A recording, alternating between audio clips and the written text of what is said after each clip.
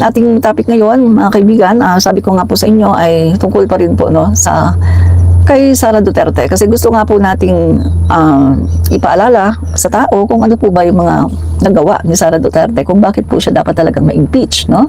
Kasi meron tayong mga kababayan na nakakalimot yata at yung iba ay hindi alam kung ano ba talaga yung totoong nangyari. Player, may signature gatherings po pala ang Sara Duterte. Sana po ay may mga birth certificates ang mga pumirma kasi sanay po sila sa hocus-pocus. Oo nga, no? Correct. At saka isa pa ha, bakit takot sila? Yun ang tanong eh. Bakit takot sila sa impeachment? Diba? Kung walang kasalanan, harapin kung walang kasalanan. Diba? Eh, ang takot lang naman yung may kasalanan eh. Bakit takot sila? Doon ka magtataka eh. Bakit takot? Sa totoo lang ha, mga kaibigan na, ang impeachment naman, hindi naman yan korte. Kapag na-impeach ka naman dyan, hindi ka naman ikukulong agad eh. Hindi naman korte yan eh. Ang impeachment, demokratikong proseso yan para ipaliwanag mo yung sarili mo sa bayan. Kasi inaakusahan ka eh. At hindi ka lang inaakusahan. Meron kasing nakikita. Merong mga ebidensya na lumabas. Mga malalaking ebidensya na lumabas. Pagkatapos dadaanin mo sa signature campaign, eh paano naman yung mga lumabas na sangkatutak na ebidensya? At paano naman yung mga majority ng mga Filipino na gustong malaman at gustong makitang sumasagot ka sa impeachment trial? Alam mong ginagawa ng kampo ni Sara? Ino-oppress nila yung ating democratic process. No? Kanilang pinipigilan ang proseso ng demokrasya sa ating bansa sa pamamagitan ng pagdidelay at pagpapa-stop nitong impeachment. Na kung titingnan natin, maganda itong impeachment dahil makakasagot siya dito. At pinagyayabang pa nila ha, walang-wala daw yung mga judges, yung mga uupo na sa impeachment trial na sina Kong Luistro, walang-wala daw doon sa set of lawyers ni Sara Duterte. So yun naman pala eh, walang-wala naman pala sina Kong Luistro eh. Talbog daw sina Kong Luistro sa mga lawyers ni Sara Duterte. Ayun naman pala eh. Eh bakit takot kayo?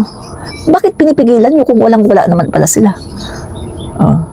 Eh kung talong-talo naman pala sila pagdating sa credential, eh anong ikinatatakot nyo? Simple lang. Bakit sila takot? Dahil alam nila na malakas ang prosecution, malakas ang ebidensya laban kay Sara Duterte. Kaya sila takot. Diba? Kaya nga po kailangan na talagang matuloy ang impeachment na to para talagang magkaroon na ng linaw. Kasi habang pinipigilan ito, mga kaibigan, nagkakaroon ng ng hati-hati, no? Hati-hati yung ating mamamayan, hati-hati po ang bayan. Kaya kailangan talaga matuloy na to at para magkaroon na ng linaw. Kung wala siyang kasalanan, patunayan niya na wala siyang kasalanan, di ba? At kung may kasalanan siya, mapatunayan na may kasalanan talaga siya, humarap siya, di ba? Humarap siya, mga kaibigan. At nang sa ganon ay matanggal na siya. Matanggal na siya bilang vice-presidente. No? Yung disallowed funds na flag ng COA, no? Itong kay Sara Duterte, mga kaibigan, no? So, magkano ba yan? No? O, sige, titingnan natin kung magkano ba yung disallowed funds na yan na flag ng COA dito kay Sara Duterte na ayaw niyang sagutin. Okay, tingnan natin.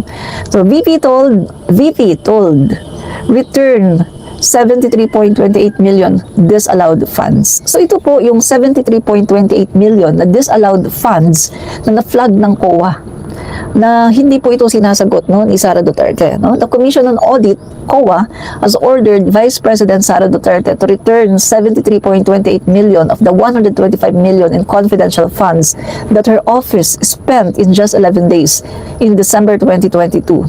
Meron mo December 2022 pa yan. Anong petsa na ngayon? 2025 na.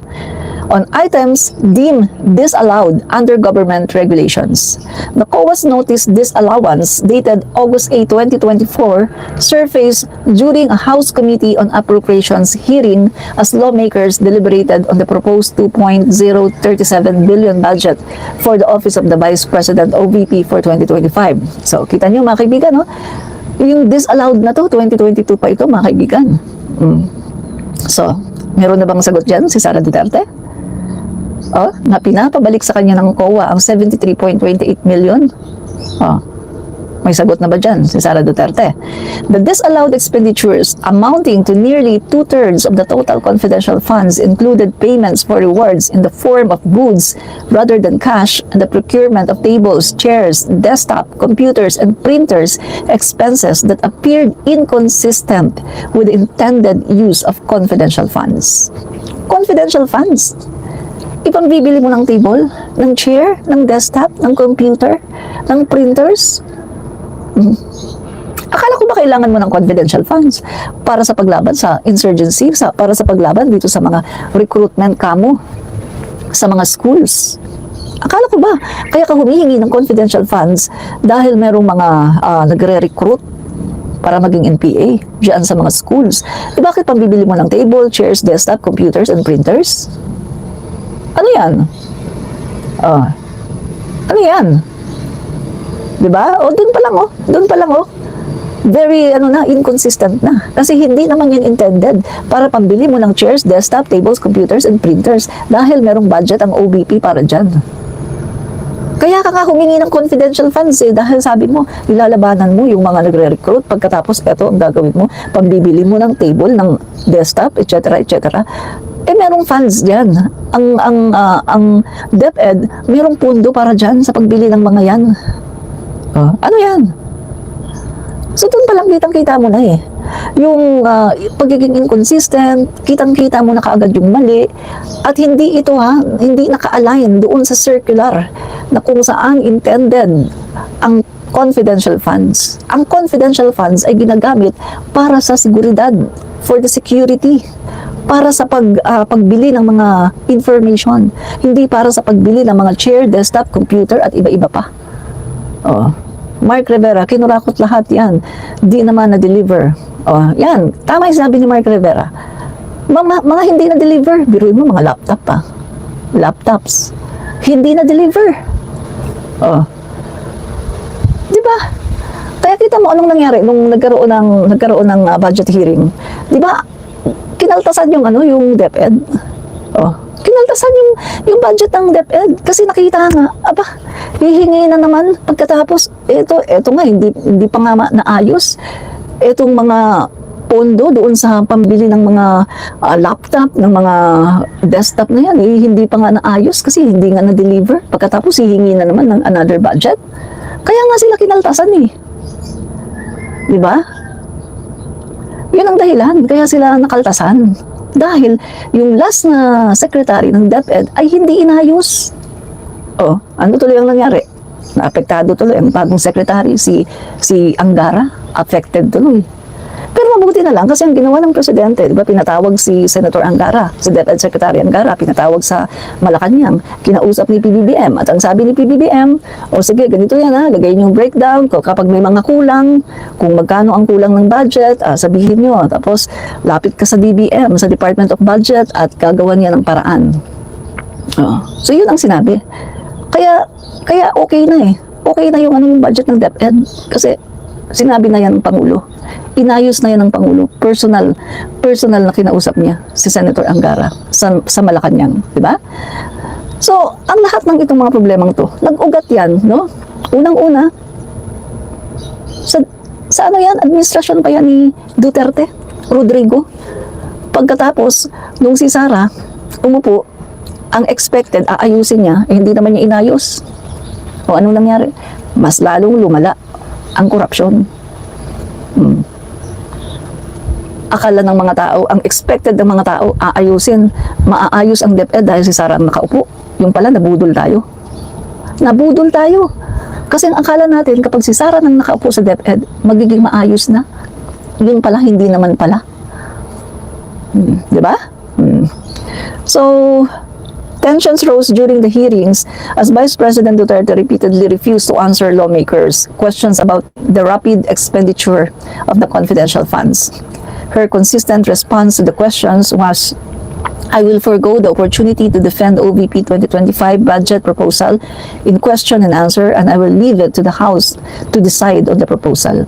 So mga kaibigan, tingnan mo ha, paulit-ulit itong sagot na to. Never talaga siyang sumagot mga kaibigan. Inulit-ulit lang niya yan, no? Dali, titingnan ko nga yung lista ko. Kasi nilista ko yan kung ilang beses niya yan sinabi. Grabe mga kaibigan. Pinagmukha niyang engot ang sarili niya. Grabe mga kaibigan. Vice Presidente ka, DepEd Secretary ka, pinagmukha niyang engot ang sarili niya.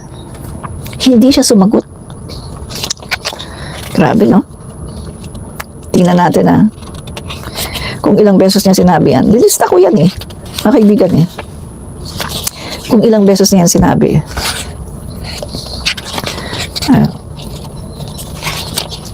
Dali akin na wala na sa listahan ko. Hindi ko na makita. Pero ano yan mga kaibigan paulit-ulit niya yung sinabi. I think 33 to 35 times. Paulit-ulit niya itong sinabi. Eto lang ang sagot niya. Kita niyo mga kaibigan, ginawa niyang tanga ang sarili niya. Ginawa niyang bobo ang sarili niya. Tingnan niyo kung alam niya ang sagot mga kaibigan, ako kunwari kung ako ang DepEd Secretary during the time, kung tatanungin ako ng mga kongresista na yan, at kung alam na alam ko ang sagot, dahil ginastos naman talaga ng tama, kung ako guys, lahat ng tanong sasagutin ko ng bonggang-bongga, na wala silang masasabing, kumbaga wala na silang idudugtong pa at hindi na sila makakapag-question. Sasagutin ko sila ng bonggang-bongga na hindi na nila kayang mag-question. Yun ang tama. Yan ang matalinong DepEd Secretary. Pero anong ginawa ni Sara? Hindi na sinagot. I will forego the opportunity to defend the OBP 2025 budget proposal and question and answer, and I will leave it to the House to decide on the proposal. And take note yan nga lang ang script niya, ito nga lang ang script niya, binabasa pa niya. Every time na sasabihin niya ito, binabasa pa niya talaga. Hindi niya ma-memorize. Ito lang ang kanyang script, hindi pa niya ma-memorize. Anong klaseng utak mayroon yan? Ako kung yan lang ang script ko, memorize ko na yan. Hindi ko na yan babasahin sa cellphone ko. Pero tingnan niyo siya. During the hearing, every time na sasabihin niya to, nagbabasa siya. I will forego the opportunity to defend the OBP 2025 budget proposal and question and answer, and I will leave it to the House to decide on the proposal. Tapos pag ano na naman, basa na naman siya. Pag ano naman, tanong na naman, basa na naman siya. Hindi man lang niya na-memorize yan. Yan na nga lang yung script niya. Hindi pa niya ma-memorize. My God! Anong klaseng utak meron? Akala ko ba lawyer? Ang pagkakaalam ko kasi sa lawyer, magaling sa memorization. Kasi ang lawyer kasi, mag-memorize ka dyan ng mga batas ng Constitution. Pero ito lang yan lang paulit-ulit, hindi pa niya ma-memorize ang kanyang script. Scripted lang Isa nga lang ang script niya, hindi pa niya ma-memorize. Ano yan? Diba? Ito na naman, meron namang isang DDS. Si Castro, dapat nasa kulungan yan kasi convicted na criminal yan. Dito mo malalaman, dito mo talaga mapuprove na ang mga DDS ay walang utak. Diba? Paulit-ulit tayo, napaulit-ulit. Kanina may nagtanong din na DDS, bakit daw si Castro ay hindi pa daw nakukulong? Ulitin ko ulit para sa DDS na mga bobo, mga bugok na walang alam. Kung ibabalik ko sa inyo ang tanong nyo, 6 na taon si Duterte, hindi niya napakulong si Castro. Galit na galit kayo kay Castro. Pero, pro-China kayo, pro-communist. Galit na galit kayo kay Castro dahil nandyan pa hindi nakakulong. Pero, tanungin mo si Duterte, bakit hindi niya napakulong? Kasi nga, ang batas natin, meron tayong tinatawag na due process. At si Castro, convicted siya sa RTC, pero meron pa tayong Court of Appeals, meron pa tayong Supreme Court. Ibig sabihin, ang kanyang kaso nakaapila sa higher court. At hanggat hindi pa siya convicted, with final verdict, hindi pa siya matatawag na convicted. Hindi pa siya matatawag na kriminal. Katulad ng Kibuloy nyo. Pag sinasabi namin, yung Kibuloy nyo, rapist. Ay, rapist naman yan anong sinasabi nyo? Bakit? Napatunayan na ba? Di ba nasa korte pa? The same with Castro. Hindi mo pa siya pwedeng sabihin na kriminal kasi wala pang final verdict. ang batas para sa lahat. Pag sinabi mong hindi rapist si Kibuloy, pag sinabi mong hindi criminal si Kibuloy, the same with Castro.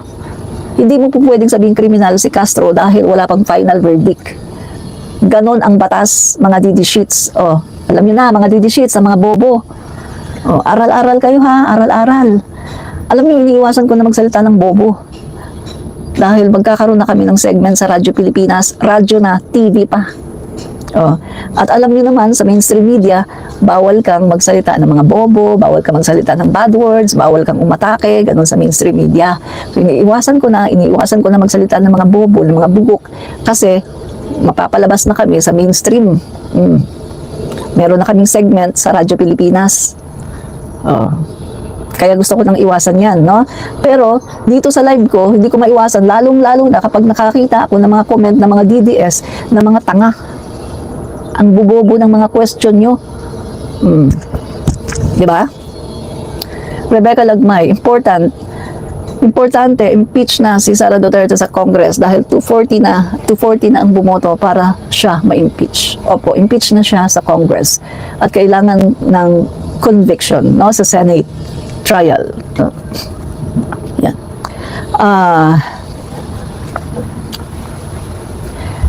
Pataka, sabi ni Concordio Biong, pataka ka lang ate, yung convicted, may decision na yan, criminal na yan, convicted. May decision nga, RTC. Alam mo ba yung RTC? Ha? Didi shit? Concordio Biong, alam mo ang RTC? Ibig sabihin ng RTC, Regional Trial Court. Hindi ibig sabihin na na-convict ka sa Regional Trial Court ay convicted ka na kaagad. Kasi, ang demokrasya natin, ang korte natin, meron tayong tinatawag na RTC, meron pa tayong Court of Appeals, at saka yung Supreme Court, the highest court of the land. Diba? Kapag na-convict ka sa Supreme Court, yan na yung the highest court of the land, yun na yun, convicted ka na at pwede ka nang ikulong. Kasi, umaapila pa yan. Kaya nga hindi siya nakakulong kasi umapila siya eh. Antayin mo muna, huwag ka munang atat ha, huwag ka munang atat. Antayin mo muna na ma-convict siya sa court, sa Supreme Court. Ngayon, kapag na-convict na siya sa Supreme Court, saka na natin tawagin na kriminal ha.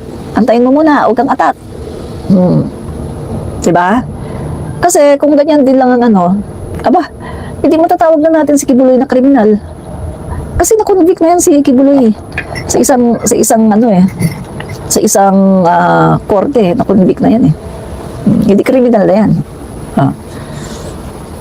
So,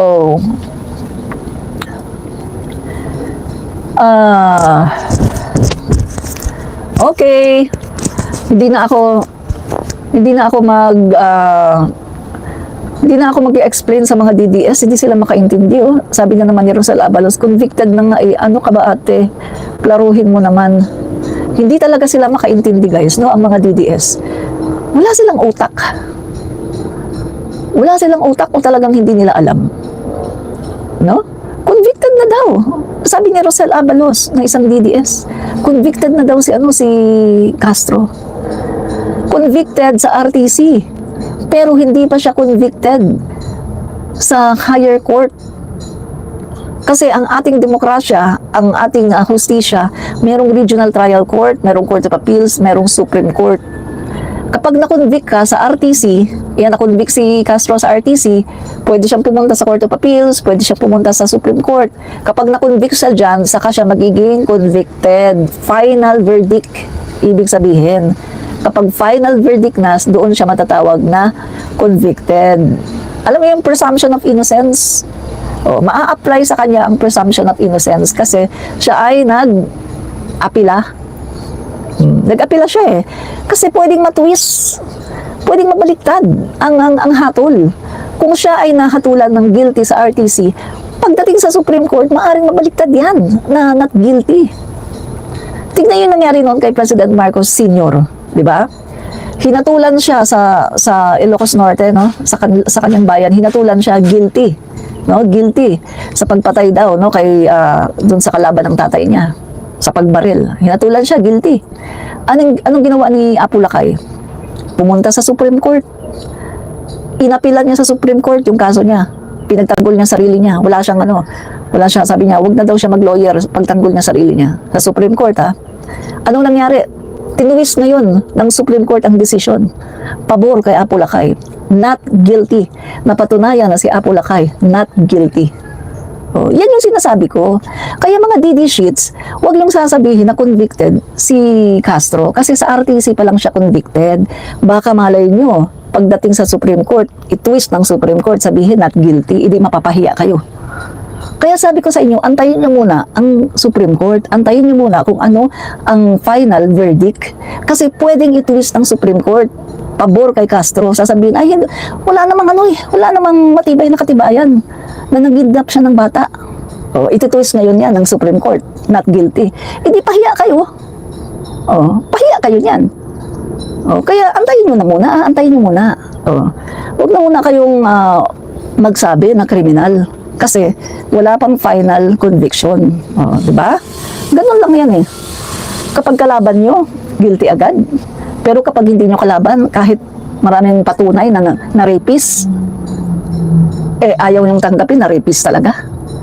Si Duterte, si Rodrigo, yung inyong idol, killer yan, di ba?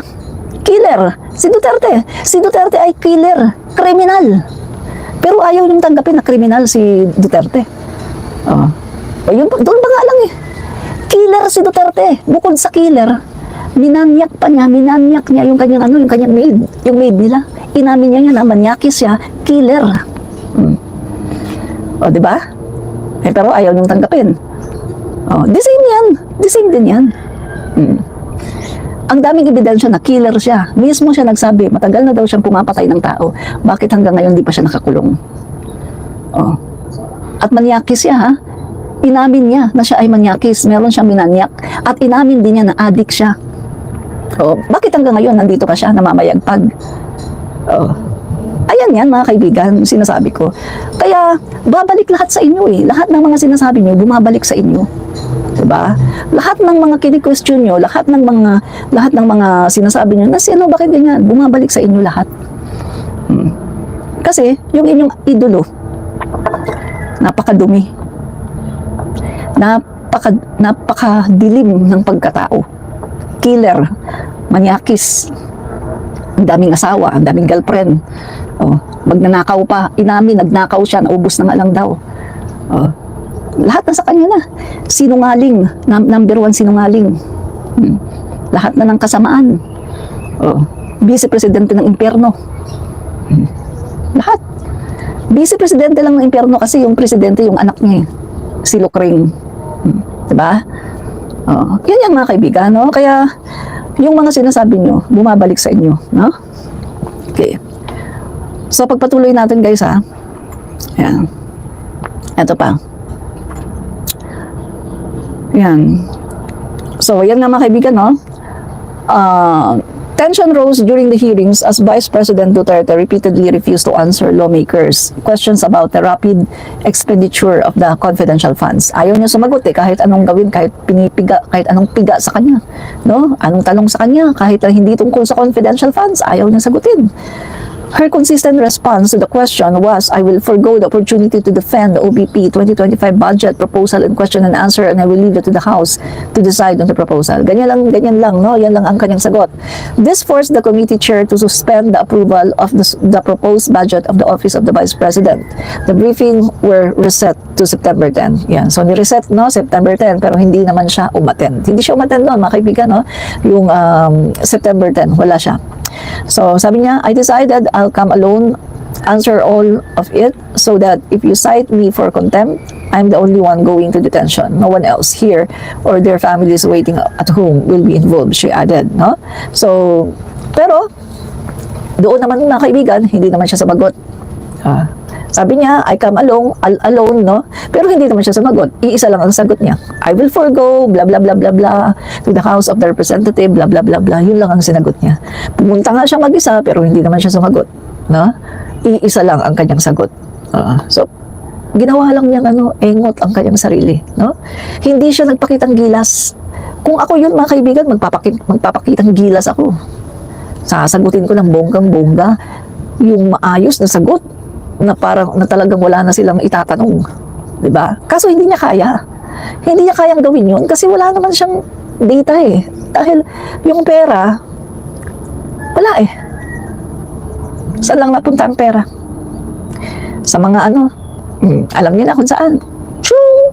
Oh, diretso, choo! Oh, di ba? Yun lang yun.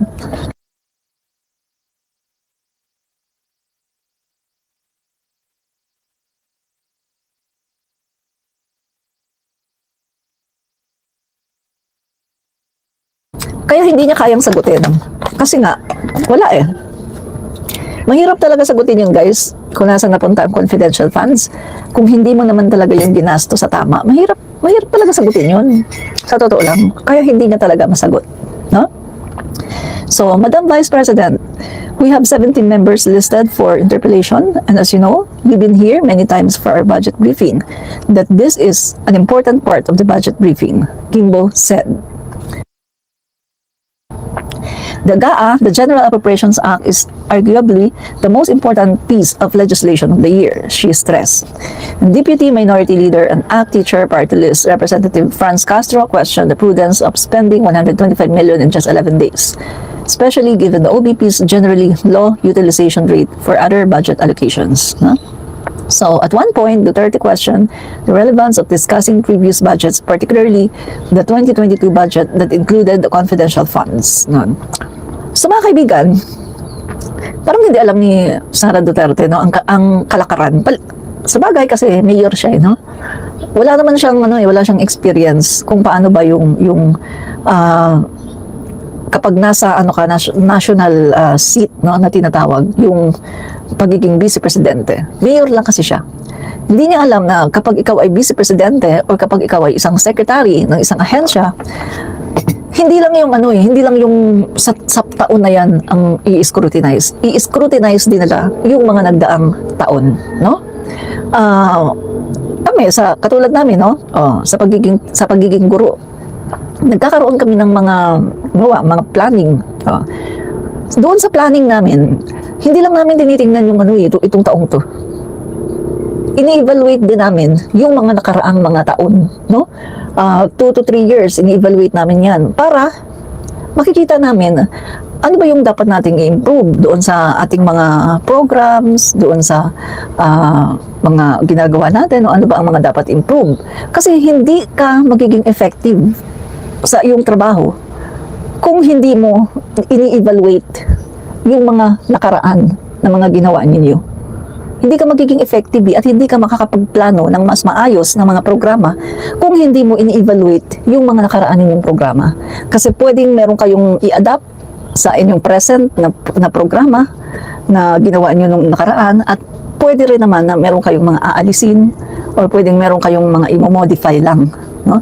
Kaya importante po, no, na tinitingnan mo rin yung mga nakaraan ninyo, ina-assess mo, ini-evaluate mo rin yung mga nakaraan ninyong mga programa. Ganun po yung ginagawa namin, no? Nung ako yung teacher pa, no, pag kami ay nag-evaluate, gumagawa kami ng mga yung mga curriculum or mga programa or school calendar, tinitingnan po namin yan yung mga nakakaraan. 2 to 3 years, yan, titingnan mo yan. Hindi yung ngayon lang. Kasi kung ngayon lang, hindi magiging maganda, hindi magiging epektibo ang inyong programa kung ngayon lang. Kasi hindi mo makikita kung o baka yung nilagay mong program ngayon, baka nagawa nyo na yun 2 to 3 years. Pagkatapos hindi naman naging effective. O baka meron kayong kailangang i-modify para maging effective siya this time. Gets nyo? Gets nyo ba? Yun mga kaibigan. Yun yan, no? So, alam nyo na ngayon. Ito pa. Kimbo countered insisting that Castro's questions were valid, especially given the ongoing concerns about how the confidential funds were used. The Honorable Franz Castro has already provided a sufficient explanation as to why she asked the question, so please proceed with your answer, Kimbo said. Castro highlighted that 40 million of the confidential funds had been allocated for medical and food aid, questioning how much a large amount could have been spent so quickly. Yan pa. Ito pa mga kaibigan, no? Confidential funds ginastos sa medical and food aid. Medical and food aid, confidential funds. parang hindi naman pang confidential funds. Yung medical and food aid. Kita mo? So, Duterte's continued evasion led Castro to compare the vice president's tactics to that of a squid releasing ink to avoid capture. Castro also stressed that the COA's notice of disallowance made the spending of the funds illegal. If disallowed, illegal ang paggamit nito, she said. COA Assistant Commissioner Alexander Giuliano explained that the notice of disallowance signifies that an expenditure is deemed improper by the COA. So, improper, no? Kasi nga mga kaibigan, pag sinabi mo kasing confidential funds, di ba, from the word confidential funds, unang-una, sino ba ang gumagamit ng mga confidential funds? Kasi sa totoo lang mga kaibigan, ang DepEd, never nagkaroon ng confidential funds. Ngayon lang sa panahon lang ni Duterte, ni Sara. Kasi nga sabi niya, meron daw kasing mga recruitment ng NPA sa schools, no? Meron daw mga estudyante, mga teacher, nire-recruit daw. Napapasukan daw yung DepEd, napapasukan daw ng mga nagre-recruit, no, ng NPA, pati mga schools. So yan, humingi siya ng confidential funds. Pero, paano niya ma-justify ang confidential funds na hiningi niya kung pinambibili lang niya ng mga table, chairs, medicine, at kung ano-ano pa? So, ibig sabihin, hindi pala niya nagamit sa talagang pagbili ng confidential information. O, di ba? So, doon pa lang maling-mali na eh. Kaya nga mga kaibigan, itong si Sara, ano siya ngayon eh, yung kampo niya mo, sobrang ano sila ngayon eh, sobrang alalang-alala. Kasi alam nila mga kaibigan, ang daming mali. Ang daming mga mali, anomalya. Alam nila na kapag nag-start ang impeachment trial, alam nila, wala silang ilalaban. Kahit gaano pa kagagaling ng lawyer ni Sara, alam nila, wala silang laban. Kaya ito na lang ang kanilang last resort, mga kaibigan, pigilan ng impeachment. O ngayon, meron silang pirma-pirma para pigilan ng impeachment. Yan na lang ang last resort nila, pigilan ng impeachment. Kasi nga, alam nila na si Sara ay makukonvict. At hindi lang yan, bukod sa makukonvict, magkakaroon pa ng kaso yan, matinding kaso. Kasi lalo na pag nilabas ngayon ang joint accounts nila ni Digong, lalabas ngayon. Totoo pala ang sinasabi ni Trillanes na yung drug lords nagdideposito sa kanyang accounts. So lalabas talaga yan mga kaibigan. Kaya ang pinakahuling resort nila, pigilan ang impeachment. Guys, ito isang question ko sa inyo. Ito, question ko sa inyo. Lahat kayo, BDS, tsaka pro-PBBM, question ko sa inyo. Kung malinis ang konsensya mo, kung alam mo, kung ikaw si Sara, malinis ang konsensya mo, alam mo na ginastos mo ng tama yung confidential funds, meron ka mga ebidensya, alam mo na wala kang kasalanan, matatakot ka ba na humarap sa impeachment? Di ba hindi? Hindi ka matatakot. Kung ikaw, malinis ang konsensya mo, kung hindi ka guilty, lahat ng korte, kahit impeachment trial court pa yan, o kahit korte pa na tunay, hindi ka matatakot. Kahit saan ka man makarating, hindi ka matatakot. Kung alam mo na malinis ang konsensya mo at kung alam mo na wala kang kasalanan, hindi ka matatakot kahit saan ka pa dalhin. At kahit pagbalibalik ka rin man ang question sa'yo, hindi ka matatakot dahil alam mong wala kang kasalanan. Pero sa case ni Sara Duterte, kitang-kita natin ang kanyang takot. Yung pagpunta pa lang niya sa Korte Suprema at hilingin na pigilan itong impeachment, isang malaking ebidensya na yan ng kanyang takot. natakot siya. Diba? Takot na takot siya. Diba? Guys, this is an honest opinion and honest commentary bilang isang common na citizen, bilang isang ordinaryong citizen ng Pilipinas. This is my honest commentary and honest opinion. Diba? This is not fake news. Opinion ko ito. Ito ang nakikita ko. This is my honest commentary and honest opinion.